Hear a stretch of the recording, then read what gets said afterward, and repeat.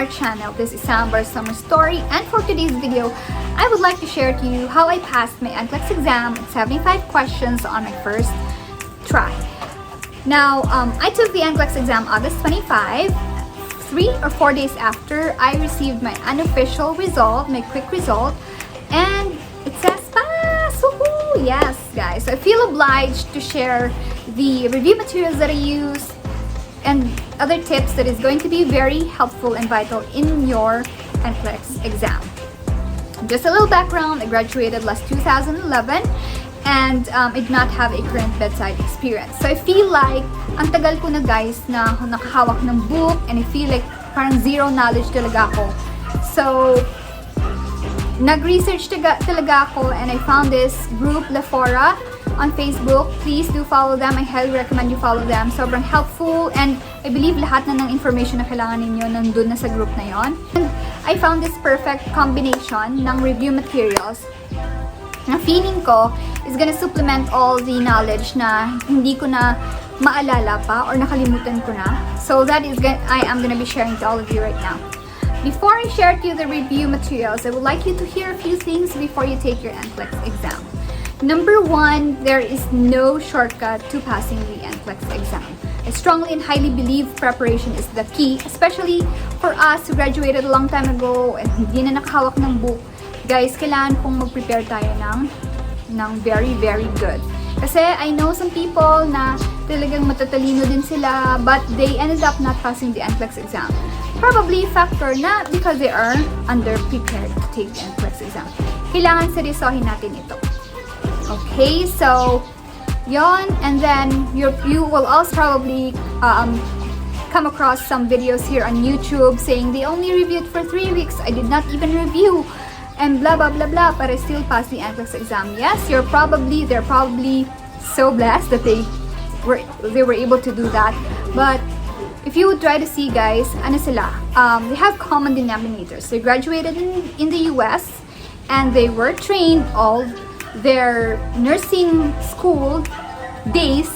They were trained to take exams like the NCLEX exam. Katulad natin here in the Philippines, yung exam natin is far different from the NCLEX. Dito sa atin sa Philippines, it's knowledge-based. So, it-test nyo talaga yung foundation mo, how much you've learned sa school. Sa kanila naman, it will test your knowledge, and at the same time, how are you gonna do in situations like this? So, ganun yung sa kanila, guys, and basically more on safety. That is why they're probably, they can probably easily pass the exam because they were trained to answer questions like that. Eh, dito sa atin, iba. Okay, so again, preparation is the key. Number 2, you have to master 3 things. Number 1, you have to master your content, because saan ba sila kukuha, guys, ng questions? Well, syempre, sa content, sa fundamentals of nursing. Diyan lang naman sila iikot. Hindi naman sila kukuha ng questions from engineering, di ba? Diyan lang sila. So, that's why I'm sharing you the review materials that will definitely help you in your content. Number 2, you have to master your critical thinking skills. Because believe me, guys, most of the time, you will have to guess. And kung mag-guess ka na lang din naman, you have to do an educational guess. Hindi yung parang, nag-isip ka lang tapos nag-answer ka lang. Hindi po ganon. Kailangan you have to practice, educational guessing. And at the same time, critical thinking. You have to sharpen that. And how do you do that? Of course, you have to practice answering questions para ma-sharpen mo yung skill na yan. Which also I'll be sharing some review materials for you later on.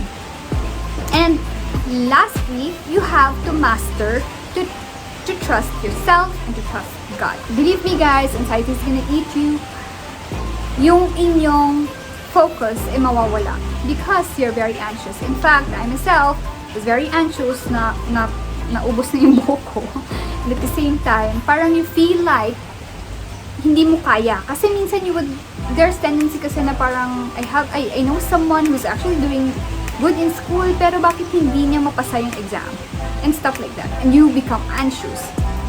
So I highly recommend that you trust yourself, na ipapasa mo yan, and to trust God. He's gonna help you. And stop comparing yourself to others. Walk your journey. Sa'yo yan. It's your story, hindi sa iba. So you focus on yourself. Okay? Yun lang guys. And pray, pray, and pray. Now, I'm gonna be sharing to you the review materials that I used. I only used 4 kinds, guys. So, I started with the Mark Klimek's audio files. I will try to put the link below ng audio files niya. There's 12 of it. I highly recommend that you listen to it, guys. Now, here's what I did with Mark Klimek's audio files. I would listen to it, and at the same time, I would jot down notes. Yung iba, they would listen to it while doing some chores, ganyan. Pero ako, guys, umuupo talaga ako, and I would listen to it, and I would take down notes. And then, that's it. I would say that his audio files are quite obsolete kasi 2003 pa siya na-record eh.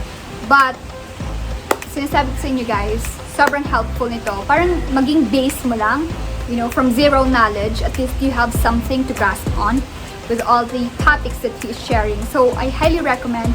Meron lang mga, again, information that you need to update, which later on, in the process, you will learn naman when you are starting to study now using your books and other materials. So, I highly recommend you listen to Mark Klimek's audio files. Right? So, after listening to Mark Klimek's audio files, I proceeded to the Saunders 7th or 8th edition. I think 8th edition, the orange book. I'll try to show it here. I bought mine sa Shopee.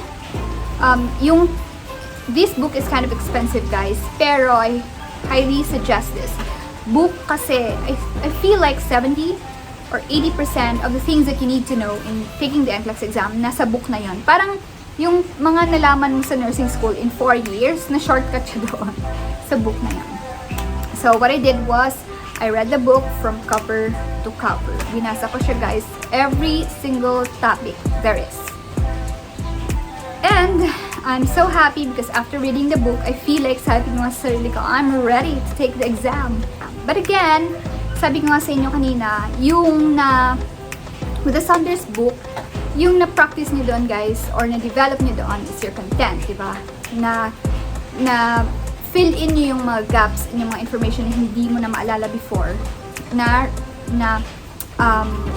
What do you call this? Na-recall mo na siya this time by reading this book. Now, after reading the book, nag-proceed na ako with my question bank. Now, there's a lot of question banks available in the market. There's UWorld, there's Kaplan, there's Archers. It's up to you kung anong gusto mo. But for me, the one that worked for me is the UWorld Q-Bank. Now, medyo on the expensive side lang siya, guys. I forgot how much I bought it. I guess mga around $180. Because the one I purchased is for 60 days with one assessment. So, yun yung pinurchase ko. Baka around $200 siya. Yung technique ko naman with UWorld is that I started with 75 questions every day. Every single day, I would answer 75 questions. I do that in the morning. Kasi guys, ganito lang yan eh. My test pala is scheduled at 7 a.m.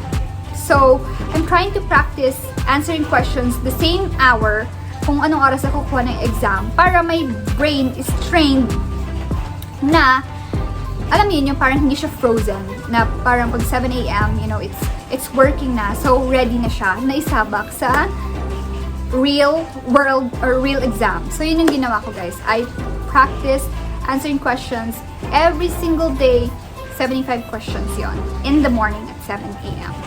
Now, ito ang tip ko sa inyo, guys, ha, to maximize itong review materials kasi ang mahal din nila, ha. I highly recommend na you do the Saunders first and then UWorld after. Huwag niyo silang pagsabayin, guys. Because I saw other people do this. Kunwari, they would read maternity topics sa Saunders. And after that, they would answer maternity questions sa UWorld. Of course, it is expected na makakakuha ka talaga ng mataas na scores because fresh pa sa mind mo yung mga binasa mo from Saunders. And it will make you feel good. Yay! I'm gonna pass the exam kasi mataas na score ko dito eh. That is not our goal, guys. Our goal here is to retain as much information as we can. So, magagawa mo lang yon if you are continuously reminded of it. Kumbaga, napapractice mo siya ng dire-diretso. So, how do you do that? Of course, finish your Saunders book first. Because trust me guys, makakalimutan mo talaga yung mga topics dyan. I'm telling you. Except na lang syempre kung talagang, gifted ka with memory na maalala mo talaga buong book, then good for you. Pero sa karamihan sa atin, I assure you, mostly talaga hindi mo maaalala. Because that's what I observed. When I am answering questions sa UWorld, parang, oh my God, minsan ma-frustrate ka na lang, nabasa ko to sa book pero I can't remember it. Alam mo yun, I've read this and I can't remember it. Parang ganun. Bakit parang hindi ko maalala? So, and then, you're reminded again of that specific topic. So, the next time that you get questions similar to that, hindi ka na magkakamali. Kasi guys, ni-remind ka na ni UWorld nung information na binasa mo sa Saunders book mo. Ganun yung gawin ninyo. Because our goal here with UWorld is not to get high scores, but for us to retain, again, as much information as we can. Syempre, supplement the information that we've learned from our Saunders book, and at the same time, practice our critical thinking skills. Huwag ninyong isipin yung score. Do not worry about the score because I know some people who've got low scores in their UWorld but still passed. Meron namang matataas yung UWorld pero failed.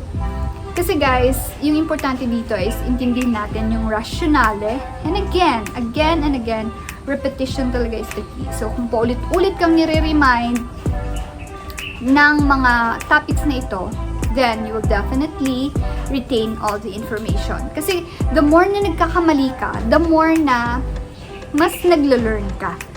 Ganon. So, and also with UWorld, what I do guys is that if I answer I answer 75 questions in the morning, and in the afternoon, nire-review ko yung rationale. So, I don't do tutor mode. Yung ginagawa ko is, it's as if I'm taking the NCLEX exam. So, talagang dire-diretso siya, 75 questions, and then after that, I would review it in the afternoon, yung rationale, para at least, nakabuhos talaga dun yung time. Hindi ka nagmamadali. And you understand the topic well. So, that's what I did with my UWorld. The last review material that I'll be sharing to you is YouTube videos. I watched videos on YouTube while my son is sleeping at noon. Mga 12 to 3 guys, I would watch YouTube videos that is very helpful in complementing again the information na na-learn mo doon sa Saunders and your UWorld. So parang ganito lang yung nangyayari, paulit-ulit ka na lang hanggang ikaw na mismo sabihin sa sarili mo, tama na, I already know this topic too well, na parang alam mo yun. But again guys, wag kang masawa, na wag magsawang mag-learn. So here are the YouTube videos or the YouTube channels that I'm watching. Number 1 on the list talaga is the Simply Nursing videos, guys. Oh my gosh, I'll put the link in the description box. Sobrang galing.